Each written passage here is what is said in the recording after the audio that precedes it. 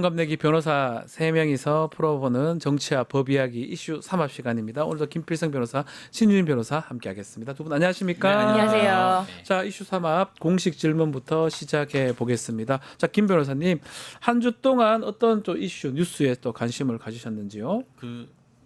이번에 네, 선거가 네. 선거일이 보통 수요일 날 하잖아요. 수요일 날 하죠. 하는데 이제 법에 그렇게 돼 있어서 네. 이번에 좀 특이하게 화요일 날 하는데요. 6월 3일 화요일. 네, 6월 3일. 그것 때문에 이제 중요한 일정 변경이 있습니다. 아, 뭐죠? 이게 이제 이번에 오. 그 나왔는데 그 주요 선거 일정 지금 공식적으로 나온 걸 보면요. 사전 투표가 이제 5월 29일부터 5월 30일까지 이틀 동안 있는데 아, 목금이에요. 목금입니다. 예.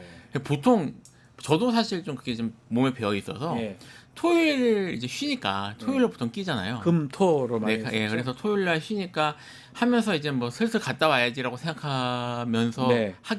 하는 경우가 많은데 이번엔 사전 투표를 하면 목금에 하셔야 됩니다. 아, 평일 날. 예. 그러니까 회사 근처에 뭐 알아보신다거나 예. 어쨌든 쉬는 날이 아니기 때문에 사전 투표를 하시려면 미리 좀 챙기실 필요가 있다. 아, 라는 점심 얘기를 시간을 해요. 이용하지 않으면 좀 어렵죠. 예, 왜냐면 예. 6시까지잖아요.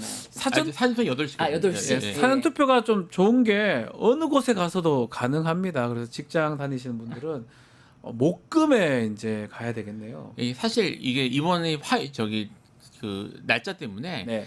그 하루 전에 월요일 날 휴가를 내서 아마 연주로 쉬시려고 하는 분들도 꽤 계실 거예요. 아, 화요일이니까. 화요일이니까 예. 하루만 빼면 되니까 예. 그렇게 생각하시는 분들이 많은데 그러면 사전 투표를 전제로 하는 거잖아요. 네. 그런 분들은. 예. 근데 이걸 그렇게 계획을 세웠다가 사전 투표가 날짜가 평일이라는 걸 나중에 알면 당황하실 분이 많을 것 같아요. 네. 그래서 제가 좀 얘기를 해봤어요. 중요한 네. 말씀을 알려주셨습니다. 게다가 예. 어저께 제가 만난 분이 사실은 그분도 이제 진보 진영에서 네. 방송을 하시는 분이에요. 네. 정치 방송까지는 아니더라도 그래도 계속 수없이 방송을 하시는 분인데도 사전 투표는 이번에는 하면 안 되는 거 아니에요? 아, 왜요?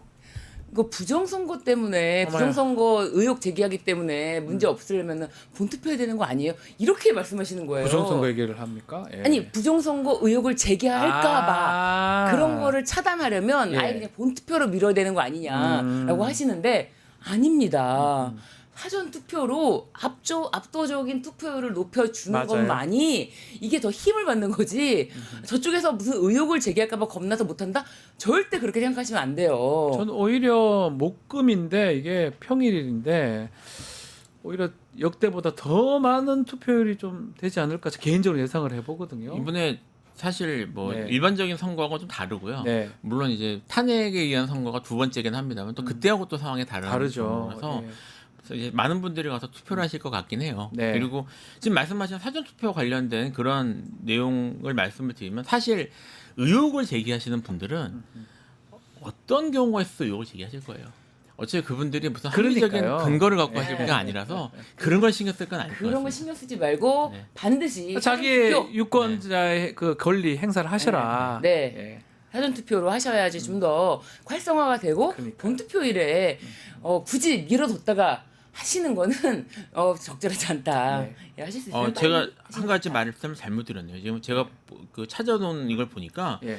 이번에 사전 투표를 오후 6시까지 하는 걸로 돼 있네요. 예, 그래서 제가 아까 저도 맞아요. 그래서 제가 지금 본투표가 실수했습니다. 8시. 예, 제가 실수했습니다. 맞죠? 예, 죄송합니다. 본투표가 8시까지고요. 사전투표는 이제 6시. 오후 6시까지입니다. 네, 그렇기 때문에 점심시간이 아니면 매우 못해요. 힘들다. 네. 움직일 수가 아, 예. 없다. 늦게는 못합니다. 네, 네, 네. 예, 다시 말씀드리고요. 네. 자, 우리 신유진 변호사님께서 저는 눈여겨본 뉴스 이슈. 정말 어제 너무 충격적인 어제 뉴스입니까? 사건인데 네. 지기현 재판장. 아, 지기현 판사. 네, 예. 네, 네. 아니 여태까지 검찰에서는 룸사롱 뭐 접대 이런 이야기가 나온 적이 있어도 네. 사법부 판사 현직 판사가 룸사롱 접대 의혹 이런 게 나온 적은 없지 않나요? 저는 그래요? 사법부 현직 예. 판사가 룸사롱 접대 의혹이 나온 거를 저는 뭐 찾지 못했습니다. 네. 근데 이거는 참 그런데 그 판사가 진행하고 있는 재판이 네. 세상에 내란 수괴뿐만 아니라 내란 관련자들에 대한 주요 임무 종사자들에 대한 재판 아닙니까? 네. 그렇기 때문에 이게 더 의혹이 확산이 될 수밖에 없는 것이 사실은 이 제보 자체도 이 윤석열을 풀어주고 이렇게 재판 진행하는 곳에 화가 나서 제보를 하게 됐다. 그렇게 얘기해요. 지금도. 이렇게 얘기를 하고 있어요. 예. 아니 구속 취소라는 것이 법을 공부하는 아니 제가 말씀을 드렸지만 사법시험 2차 시험 문제 그러니까 최소한 법조인이 되려고 하면은 기본 소양으로 구속 취소 문제 정도 구속 기간 산정 문제 정도는 알아야 된다. 네. 그런데 그 문제를 지기현 판사가 진짜 법원이 생긴 이래로 깨버렸잖아요. 네. 윤석열 온리 원 풀어주기 위해서. 그런데 그 판사가 룸사롱 접대 의혹 여기서는 뭐 술값이 보통 1인당 뭐 100에서 200 그렇게 주장을 합니다. 나온다고 네. 하는데 그런데 여기에 대해서 이제 법원 행정처장이 뭐 들은 바가 없고 뭐 전혀 뭐 모르겠다라고 하니까는 이제 사진이 처음에는 그 룸사롱 내부 실내 사진과 출입문 사진이 공개됐어요. 네. 그런데 또 오후에는 브리핑 서면 브리핑으로 지기현 판사 얼굴이 찍힌 사진이 있으니까 원하면 공개하겠다. 이제 이런 이야기까지 노정면 의원이 네. 제기를 하면서 이 파장이 쉽게 가라앉지는 않을 거예요. 그러니까 이게 만약에 직연 사진이 없는데 있다고 국회의원들이 뭐 거짓말하지는 않을 것 같고 또 네. 직연 판사가 별다른 반응은 지금 없거든요. 그게 어저께 나온 의혹이기 때문에 쉽게 거기에 대해서 입장을 밝히기는 어려울 것 같아요. 네. 그런데 이 제보를 저는 그렇게 생각해요. 이런 제보는 어떻게 보면은 술집에서 네. 100만 원 이상의 뭐 향을 접대 받으면은 청탁금지법 위반입니다. 네. 만약에 직무 관련성이 있으면 뇌물죄입니다. 뇌물죄가 되겠죠. 그런데 이런 어떻게 보면은 범죄라고 의심될 수 있는 이런 것의 제보가 네. 경찰이나 검찰로 간 것이 아니고 국회로 갔다. 국회, 국회의원으로 민주당 갔다라는 거는 사실은 이 사람 얼굴 똑같이 생긴 사람이 있다 하더라도 검찰은 못 알아볼 수도 있기 때문에. 김학의. 네네. 못 알아볼 수 있기 때문에. 검찰은 또 그런 전력이 있으니까. 예. 그래서 아무리 그 사진을 들이밀어도 절대 검찰은 우리는 못 알아본다. 네. 법원도 못 알아보잖아요. 그런 사진 들이밀어봤자. 그렇기 때문에 국회로 간 것이 아닌가. 여러 측면에서 이 사건은 쉽게 가라앉지 않을 것이고 그래서 구속 취소가 됐나? 이거는 생각이 연결될 수밖에 없는 고리입니다. 결국 재판의 신뢰도를 떨어뜨릴 것 같기도 합니다. 이게 좀 조심스러운 말인데요. 네.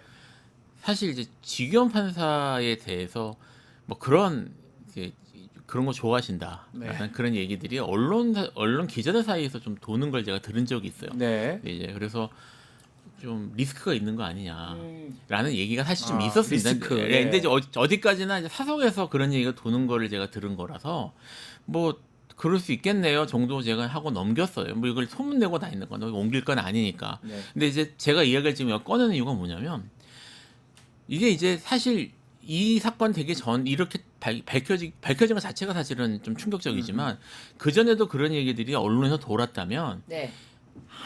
만약에 증거가 나오기 시작하면 한두 개가 아닐 수도 가능성이 그게 있거든요. 문제죠. 그러면. 그러니까 수습이 아마 안 될 수 있습니다. 예. 직위원 판사도 나 법원에서도 그래서 아마 쉽게 대응하기 좀 어려울 수 있고요. 어디까지 어떻게 나올지 모르니까요.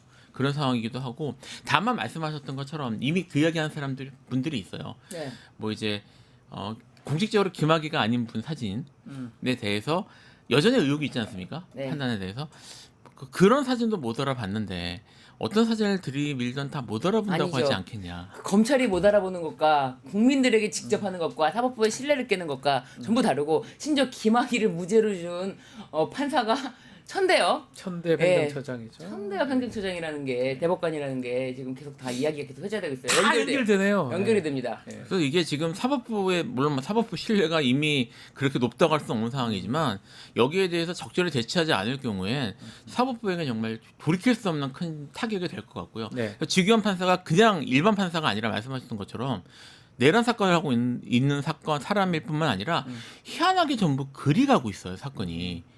그러니까 이걸 좀 약간 납득하기가 어렵거든요. 그러니까. 직위원 판사 모두 한 사람한테 몰아주고 있는 것도 사실 사람들이 왜 저렇게 한쪽에 몰아주지? 라는 얘기를 했었는데 지금 모두가 보기에 이렇게 의혹을 가질 수밖에 없는 상황이어서 법원이 대응을 다 해야 될 것 같습니다. 예, 그렇죠. 아니 내란 우두머리, 내란죄의 수괴입니다. 내란죄라는 것을 저질러 가지고 현직 대통령에서 파면된 자가 구속이 되지 않고 저렇게 불구속 재판하러 왔다 갔다 한다는 게 저게 상상이나 됩니까? 심지어 경호원을 현재 있는 경호 인력에서 추가 증원이 53명을 늘린다고 합니다. 경호 인력을 늘려야 되고 그 경호에 대한 경비도 어마어마하게 증가될 예정인데 이게 다 내란 수괴가 지금 불구속 재판을 받고 있는 그러니까요. 상황에서 벌어진 상황 아닙니까? 그 불구속이 직위원 판사가 시간으로 이상하게 계산한 바람에 일어난 일이고 이게 지금 이 접대 의혹까지 가는데 한 일각에서는 또 그 얘기도 하더라고요. 하도 많이 가가지고 언제 간지 모르니까. 그러니까 제가 지금 그 그런 얘기를 지금 뭐 한 번 안 갔으면 안 갔다고 합니다. 그러니까 뭐 갈 일 없으면 뭐 사실 뭐 법조인들 다 그런 데 가는 게 그런 게 안 갑니다. 안 가는 것도 사실이지만 가십니까? 아니요, 안 갑니다. 안 가는 것도 사실인데 네. 그렇게 말씀하시는 분도 있는데 네. 저기 절대 그렇지 않고요. 네. 또 하나 중요한 게 뭐냐면 왜 웃어요, 자꾸? 예, 왜냐면 예. 제가 구체적인 법조인 이름을 거론하면서 그 사람 정말 유명해요, 그런 쪽으로. 네. 법원에서 유명해요라고 얘기하는 사람들은 이제까지 일하면서 직위원 판사 하나였거든요. 네. 그러니까 이게 제가 들은 얘기는 밤의 공보관이다. 밤의 공보관 이런 이야기를 들었습니다. 뭐 기자들과의 접촉도 좋지만 어쨌든 밤에 더 왕성한 어떤 접촉 그런 걸 한다 이런 이야기를 들었습니다. 밤의 공보관. 결국 그러면 이게 뭐 본인이 정말 확실하면 아니라고 입장 발표를 하고 또 법원 행정처에서 얘기를 할 건데 이런 상황이면 이 재판을 끌고 갈 수 있을지 그 부분은 어떻게 보십니까? 사실 이렇게 되면 끌고 가기는 어렵죠. 끌고 가기는 어려운데 지금 뭐 법원에서 어떻게 하는지 정말 지켜봐야 될 것 같고요. 네.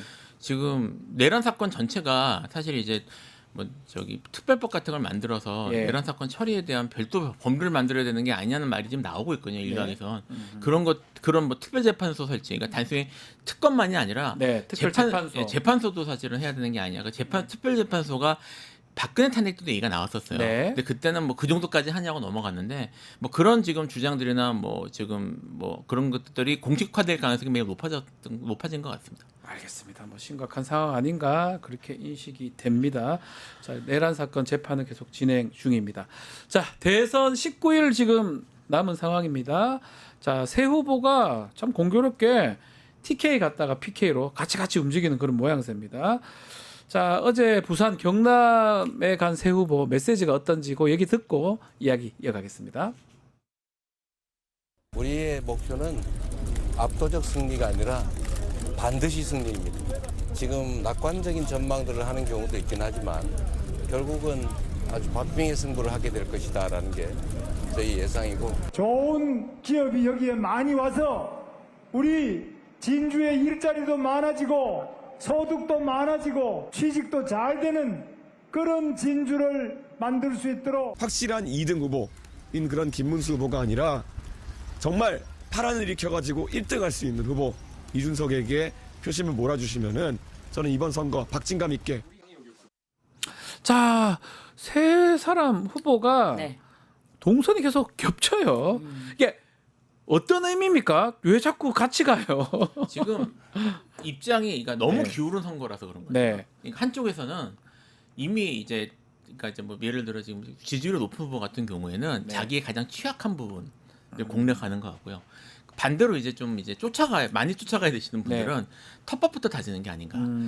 이제 이준석 후보 같은 경우는 그리고 약간 입장이 다를 수 있는데 이준석 같은 후보 같은 경우는 지금 어차피 그분도 결국은 보수 후보니까 네. 저기 보수의 지금 텃밭이라고 할 수 있는 이제 그 대구 경북 쪽 아니 그리고 경남 쪽에서 자기 그거를 다져야 되는 상황이거든요. 그러니까 지금 목적은 서로 다른데 네. 그런 이유 때문에 지금 계속 겹치고 있는 게 아닌가 이런 생각이 좀 듭니다. 저는 네. 조금 그 부분에 대해서 TK, PK 단순히 겹치는 게 아니라 네. 이번 선거에는 TK, PK에서 어떤 움직임, 기존과 다른 움직임, 네. 그런 움직임과 흐름이 있다라고 저는 조심스럽게 말씀을 드려봅니다. 예. 왜냐하면 지난 총선에서 PK에서 특히 부산에서 네. 이게 뭐 마지막 보수의 결집. 야 이러다가 총선 이거 100석도 못 지키는 거 아니야? 그런 것 때문에 마지막 보수의 결집으로 네. 민주당이 부산에서 2석밖에 못 얻었거든요. 한석이죠. 한석인가요? 전재수 의원. 네. 한석인가요? 경남에 예. 있으니까. 그럼 예, 2석이죠. 예, 예. 그러니까 이제 그렇게 되었기 때문에 이제 뭐 TK든 PK든 예. 이 부분에 대해서는 완전히 결집하면은 아직 국힘은 힘이 있다라고 생각하는데 이번에는 내란 아닙니까 내란 네, 네. 계엄이고요. 그러니까 여기서 힘을 총선과 달리 힘을 받을 수 있다 이런 움직임이 있다. 그리고 이제 광화문 광장에 나오기도 하고 대구에서도 네. 이제 탄핵 집회할 때 TK의 딸들이 예, 우리 부모의 표를 깨부순다 이런 보수의 그런 거를 깨부순다라는 그런 발언도 있었고 그래서 지금 TK와 PK에 대해서 집중하는 모습은 이번 총선에서는 굉장히 이 부분 이 지역을 주목할 수밖에 없다. 그 메시지를 좀 봐야 되는데 메시지도 그렇고요. 이재명 후보 메시지가 이 원래는 지금 뭐 여론조사 상으로 좀 대세론인데 원래 같은 압도적 승리 이렇게 얘기해야 될 것 같은데 반드시 승리하자. 약간이라도 이겨야 된다. 이렇게 좀 강조하는 건 어떤 의미입니까? 그러니까 지금 이재명 후보는 네, 필사적으로 이길 생각인 것 같아요. 네. 지금 전략에 내가 파는 걸 아, 봐서는 무조건 이겨야 된다 이런 예, 생각이다. 예. 그러니까 네. 지금 어쨌든 뭐 한 표라도 이기면 이기는 거니까. 예, 예. 근데 이제 이게 그 선거가 어쨌든 뭐 생물이가 어떻게 뒤집힐지 모르니까. 네. 근데 지금 이제 압도적으로 이렇게 승리 지금 지지율이 높은 경우에는 느슨해지기 쉽고요. 실수가 나오기 쉽거든요. 네. 근데 이제 그런 것들을 다 잡고 끝까지 최선을 다해야 된다라는 그런 메시지를 지금 주는 것 같아요. 그래서 저는 여러 가지 좀 다른 행보하고 맞물려서 예를 네. 들면 뭐 중도 보수 쪽으로 좀 더 치우치려는 그런 모습들이나 이런 것들이 사실 보이고 있잖아요. 철저하게 이기기 위한 선거를 하는 게 이분이 목표인 것 같고 네. 그런 의미에서 하는 말인 것 같습니다. 이번은 반드시 승리가 목표이다. 그리고 예. 부산에서는 압도적 승리한다고 하면은 오히려 아. 말씀드렸잖아요. 보수가 뭐야 부산을 어찌 보고 압도적 승리 이런 이야기를 하냐. 네. 그래서 부산의 민심에 맞춤형 어떤 반드시 승리, 네. 정말 간절함, 정말 한 표만 도와주십시오 이런 마음으로 부산에서 압도적 승리를 말하는 순간 네. 부산 민심이 다시 한번 야 이런 우리는 국민의힘의 힘을 몰아줘야 된다라는 그런 게 나올까봐 부산에 가서는 부산에 맞춤형 부산에 맞게 말씀하신 그렇죠. 것이다. 이렇게 예, 봐야 예, 된다. 예. 아. 네, 저는 부산에서 압도적 승리 얘기하면은 진짜 예. 부산 많은 시민분들이 야 부산에서 지가 압도적으로 어떻게 이기노 하면서 안 찍어주실까봐 네. 반드시 간절한 마음. 예. 네. 그런 자, 국민의힘 얘기입니다. 측도 한번 보겠습니다. 이런 가운데 윤석열의 출당, 탈당, 요게 당내 갈등의 불씨가 될 수 있다. 이런 전망이 되고 있는데 오늘 김용태 비대위원장이 임명이 됩니다. 아, 어떤 얘기를 할지도 궁금하고 결국은 윤석열 탈당 부분 어떻게 정리가 될까요? 지금 말씀하셨던 오늘 이제 취임할 김용태 비대위원장은 뭐 탈당에 대해서 상당히 강한 메시지를 내고 있는 걸로 알고 있습니다. 근데 이제 김문수 후보는 좀 약간 유보적인 것 같고요. 네. 뭐 이제 강제로 그렇게 할 수는 없다. 맡겨야 된다는 입장인 것 같은데 뭐 사실 일반적인 경우였다면 네. 예전에 선례로 비춰봤을 때는 이런 경우에는 탈당을 하는 게 보통 일반적이었죠. 그렇죠. 탈당했었어야죠. 예, 근데 이제 윤석열 윤석열이라는 사람의 캐릭터에 비추어 보면 이런 식으로 나가야 되나 오히려 안 나갈 가능성이 좀 있을 것 같아요. 네. 그래서 그리고 이제 김문수 후보 입장에서도 윤석열이 지금 탈당하는 게 꼭 본인의 지지에 있어서 유리하다고 보기는 어렵거든요. 그러니까 지금 그 사람 같은 경우는 그 이유도 봐야 되는 거라서 그래서 당에서 강하게 밀 것 같진 않고요. 네. 결국은 윤석열이 거취를 결정해야 될 것 같은데 저는 탈당하지 않을 가능성이 좀 더 높지 않을까라는 아, 탈당 안 할 것이다. 생각이 좀 듭니다. 그렇지 않아도 전한길 씨가 네. 피고인 윤석열에 대한 어떤 의사를 전했습니다. 대신 아, 탈당할 생각이 없다. 없다. 예. 탈당할 생각이 없고 예. 당에 남아 있는 것이 도움이 된다고 생각한다. 이런 메시지를 단독으로 전해서 오늘 새벽에 단독 네. 기사가 나왔습니다. 야, 어제까지만 해도 뭐 서정욱 변호사는 탈당 곧 할 것이다. 뭐 조은진 전 의원도 그런 얘기 했던 것 같은데 네. 이 문제는 오늘 또 메시지는 좀 다르네요. 네, 탈당, 전환길 뉴스에서 공개됐는데요. 탈당 안 한다. 예, 각별한 사이라고 하면서 윤석열에게 제일 중요한 거는 대선 승리고 자신이 당에 남아 있는 게 선거에 더 도움이 된다고 생각. 아. 선거에 도움이 된대요. 예. 뭐 도움이 김건희 되죠. 예, 김건희 소환인 경우에도 김건희가 출석하지 않겠다고 메시지를 내면서 네. 보내면서 선거에 영향을 끼칠까 봐라고 했잖아요. 예. 그 이야기는 계속 본인들이 당하고 연관을 갖고 당에서 이제 결혼하지 않겠다는 말로도 해석될 수도 있어서 뭐 그런 지금 태도로 봐서는 그리고 말씀드렸던 윤석열이 평상시 캐릭터를 생각하면 안 나갈 가능성이 그러니까 본인이 안 나가면 결국 국민의힘이 결정을 내려야 되잖아요. 출당시키든지 해야 되는데 지금 위원장 김 위원장 김용태 위원장도 그렇게까지 하기는 어려울 것 같고 후보 입장에서도 그렇게까지 나를 세우는 모습을 보이기는 오히려 그 국민의힘 집토끼들에게 네. 지금 국민의힘이 상당히 지금 코 지지층은 극으로 가 있잖아요. 그렇죠. 그러니까 그런 코 지지층에게는 오히려 밑볼 수 있어서 그렇게 하기는 어려울 것 같습니다. 야, 선거에 도움이 된다는 말이 저는 참 역설적으로 들리네요. 네. 선거에 도움이 되는데 민주당에게 도움이 되는 게 아닐까라는 생각이 들고요. 왜냐하면 조희대 대법원장이 민주당 당원 가입의 추천인이거든요. 네. 민주당 당원 무슨 가입의 말인지 추천인은 알겠습니다. 조희대 예. 선거에 민주당의 압도적 승리가 만약에 일어난다면 네. 도움이 된 사람은 윤석열일 수 있다. 네. 예, 이런 추측이 됩니다. 알겠습니다. 탈당할지 또 이게 국민의힘에 어떻게 영향을 미칠지 김문수 후보 등 지켜보기로 하고요. 좀 전에 얘기를 했지만 법사위 조희대 대법원장 청문회 어제 열렸는데 결국 다 안 나왔습니다. 대법원장도 안 나오고 대법관들도 다 안 나왔는데 정청래 법사위원장 이거 위법이다라고 목소리를 높였는데 이거 한번 들어보겠습니다. 법률을 들먹이며 청문회 불출석을 말하는 것 자체가 헌법과 법률 위반입니다. 비겁합니다. 불출석 사유서 내용도 문제지만 형식도 내용도 너무 무성의하고 오만합니다. 보통의 경우 불출석 사유서는 A4 용지 2장 안팎을 제출합니다. 대법관들이 마치 짠 듯이 3줄, 4줄, 5줄짜리 복사기로 복사에 붙인 듯 복붙입니다. 이런 몇 줄짜리 불출석 사유서는 보다 처음입니다. 자, 지금 불출석을 다 했습니다. 사실은 뭐 참고인들만 온 것 같아요. 네. 핵심 이제 어쩌면 나와야 될 사람 안 나왔는데 네. 불출석 사유 이게 맞습니까? 저는 네. 일단 대법원 재판 자체에 대해서 네. 개입이 아니라 이 대법원 재판 자체가 이게 불법성이 드러나는 모습이 있어요. 왜냐하면 그러니까요. 재판이라는 거는 기록을 보고 증거에 의해서 재판을 해야지 기록을 보지 않고 재판할 수 있다? 이거는 말이 되지 않죠. 이게 무슨 원님 재판입니까? 그런데 재판을 봤다, 증거 기록을 봤다라는 것에 대해서 로그 기록을 내놔라. 근데 대법관들이 직접 뭐 기록을 다 챙기지 않는다 하면 그러면 연구관들이라도 그럼 기록을 다 봤는지 아니 그러면은 이게 사본하는데도 시간이 걸리는데 이거 언제부터 언제까지 봤는지 최소한 이런 것에 대해서 너무나 의심스럽고 네.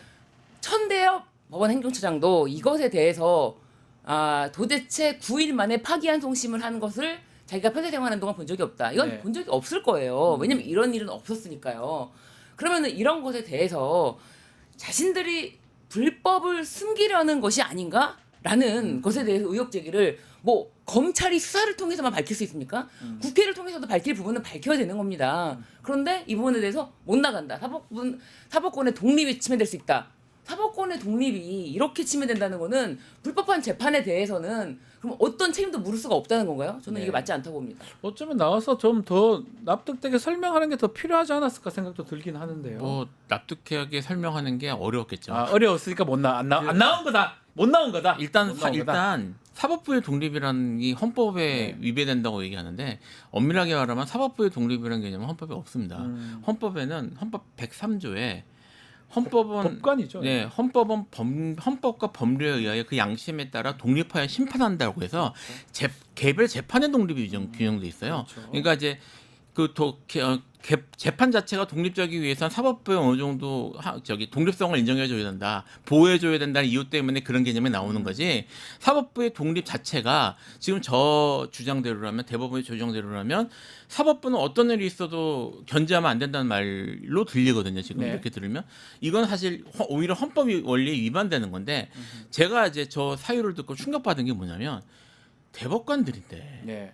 지금 헌법 읽어보면 나오는 건데 뭐 대단한 것도 아니고 저런 얘기를 아무렇지도 않게 할 수 있다는 거, 이게 정말 놀랍다는 생각이 하나 들고요. 그리고 개인적으로는 네. 이제 제가 그 이재명 대표 재판을 하면서 네. 2013년 초부터 시작을 했거든요. 네. 그러니까 이제 얼마 전까지 했지 않습니까?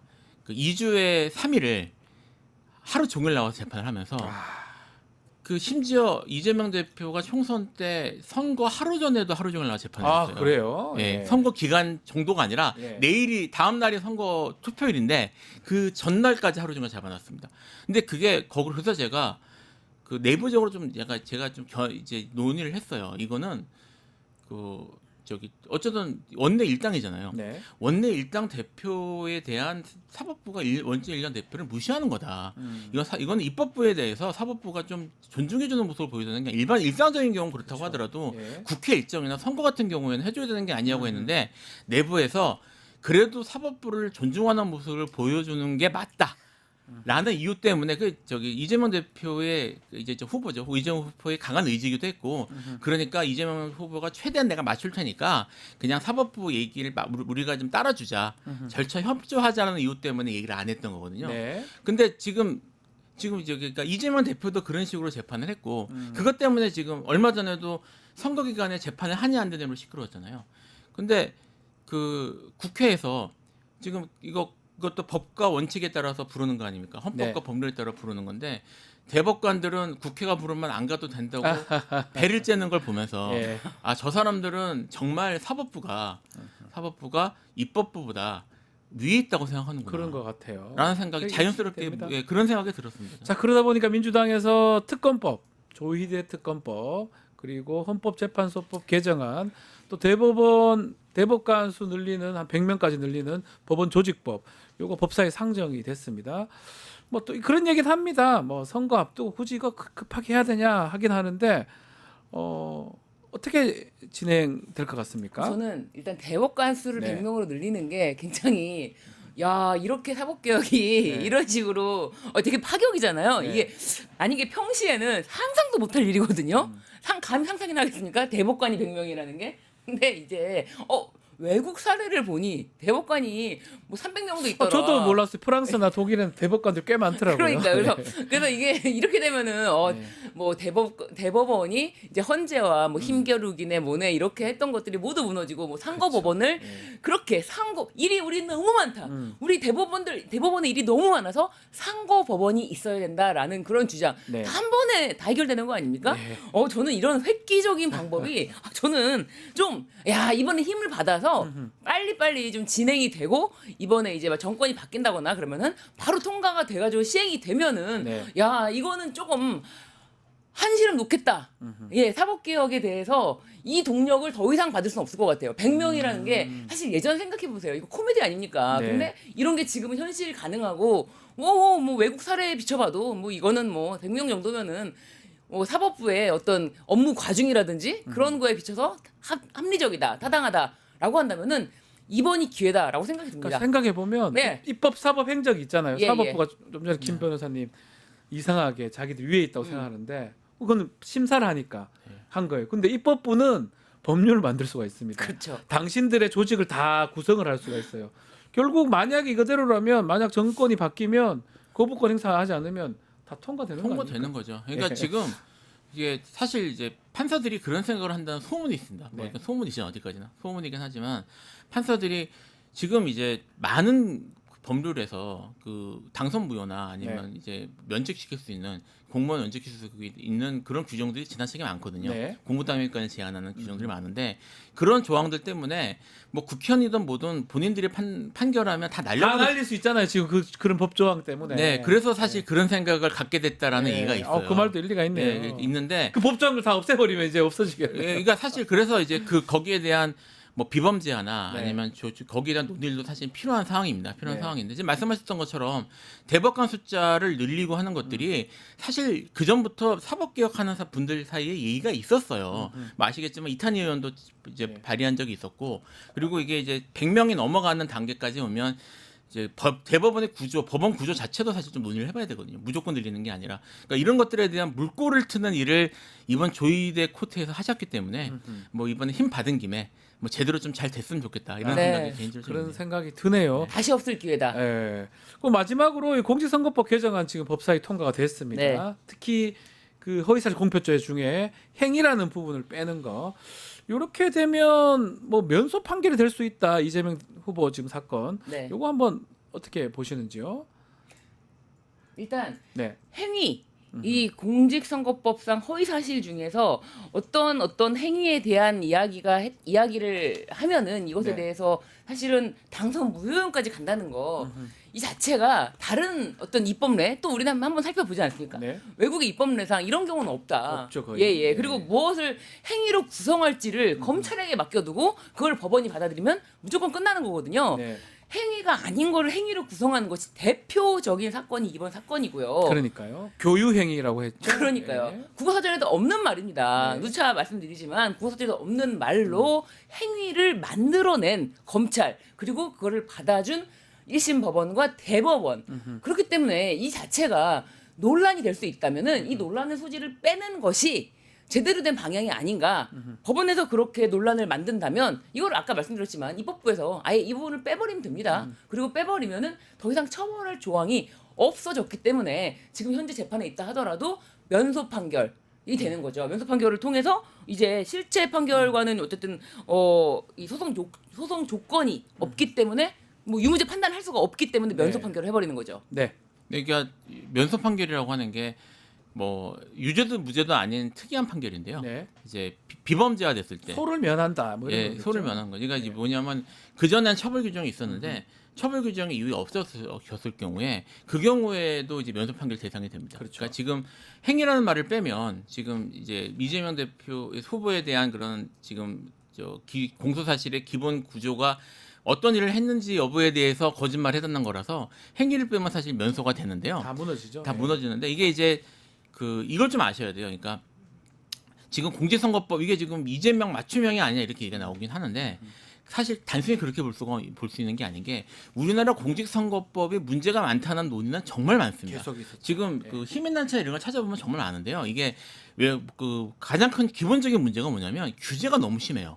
그러니까 이제 선거라는 게 민주주의에서 가장 중요한 이제 행사고 네. 그래서 기본권 중에 헌법에 있는 기본권 중에서도 정치적 기본권이 가장 중요한데 이 정치적 기본권을 매우 복잡하게 규제하는 법이거든요. 네. 그리고 말씀하셨던 것처럼 다른 나라에선 보기 어려울 정도의 그런 복잡한 규제들이 많아서 이 규제들이 또 귀에 걸면 귀걸이, 코에 걸면 맞습니다. 코걸이처럼 운영이 되고 그래서 뭘 할 때마다 선관위한테 질의를 해가지고 받아야 되는데 선관위에서 질의한 걸 받은 대로 한 경우에도 유죄 나온 케이스가 있어요.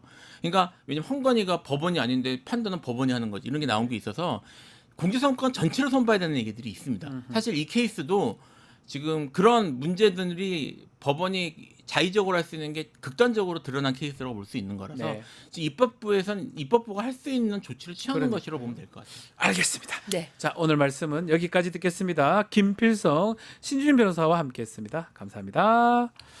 유튜브 구독하고 실시간 채팅과 댓글을 남기시면 매일매일 7천 TTCO를 드립니다. 참여 방법은 통통물 어플을 다운로드하고 회원가입과 로그인을 해주세요. 마이페이지에서 나의 회원 고유 번호를 복사해주세요. 유튜브 구독 후 실시간 채팅이나 댓글창에 고유 번호를 한 번만 입력하면 준비 끝! 지금 유튜브 채팅과 댓글 쓰기 참여하고 실천 TTCO 받아가세요.